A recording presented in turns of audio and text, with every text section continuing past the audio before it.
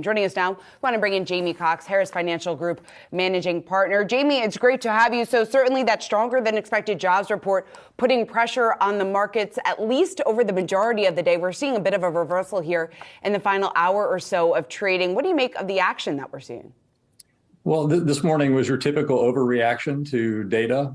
Markets have been conditioned to think that good jobs numbers mean more and more robust interest rate hikes. And I think if you've been paying attention to Chair Powell over the last couple of weeks, that's getting ready to change. And so you see the relentless bid for duration in the 30-year Treasury, which spiked immediately after the jobs data was released and now is actually lower on the day. So what we're seeing is a good transition where, for the majority of the year, markets were caught off sides thinking that the Fed wasn't going to go as much.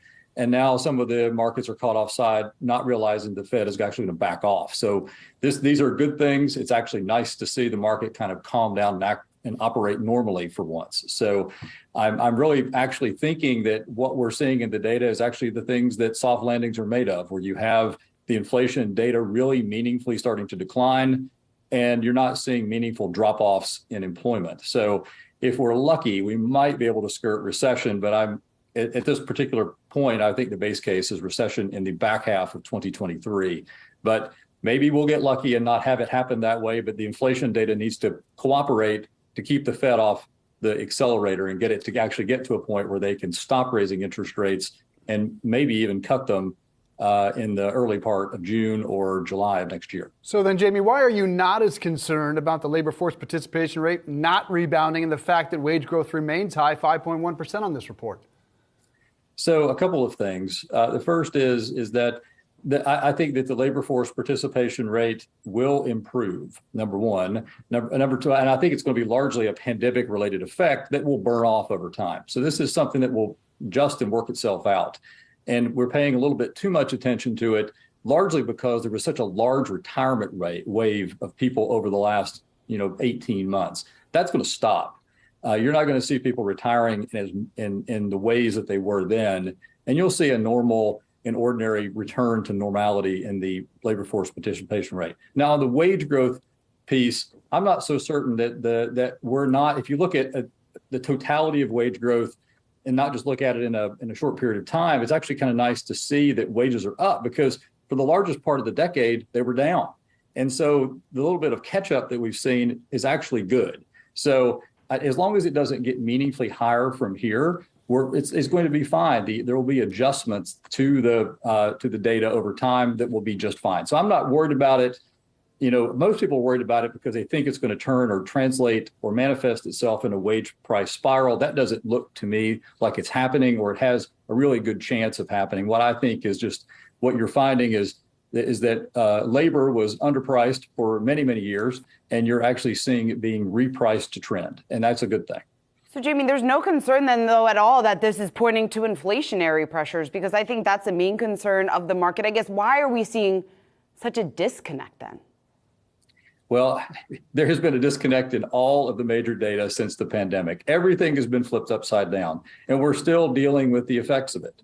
And you have all this cheap labor overseas, which remains offline. I mean, if you think about all the translations and all the transition that has occurred with China still being unable to get itself back upright. When you think about what we saw pre-pandemic, you had lots of competition for labor. What you don't see that is much a phenomenon now, but it's going to get back to that place, probably not too far in the distant future. And I feel like, once that cheap labor really comes back online in earnest, you're going to see that competition re-enter and the wage growth piece sort of, like I said, work itself out. That the pandemic effects have to burn off before you actually get back to that normality. That's why you've seen such lumpiness in the data.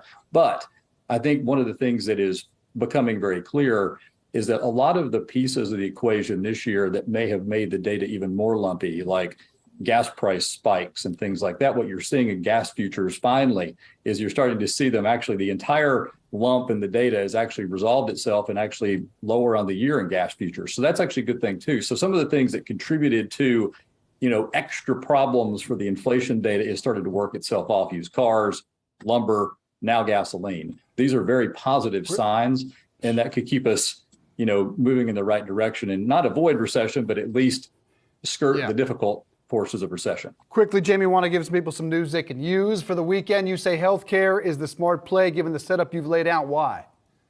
Well, you've had a strong dollar, and in previous market conditions, we had weak dollar, strong euro, strong pound, et cetera. So when you own U.S. based companies, you had the translation, the currency that would boost your earnings. Well, the reverse is true right now. And so the sectors one of the sectors, or the sector that benefits the most from that is healthcare. A full 37% of healthcare earnings are U.S. based, but the companies are largely based in Europe. So if you own those companies, they report their earnings, translate them to dollars, you get a nice translation boost there. And that has not been in play for many years. So healthcare companies are, a beneficiary of that. In addition, in every single market decline, bear market, you have a new leadership group.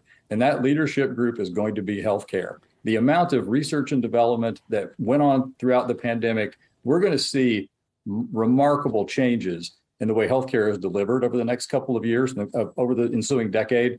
And the amount of money that will be made in healthcare is remarkable. Biotech, Regeneron, AstraZeneca, you can just count one right after another. These companies are really, really fit to be the leadership group coming out of this bear market. And they weren't a bad place to hide out while you were in the bear market either, which is an unusual circumstance. So if investors are looking for good places to find opportunity, that's a good place to look. And that's a good place to leave it for the weekend. Enjoy it, sir. Jamie Cox, appreciate you being here.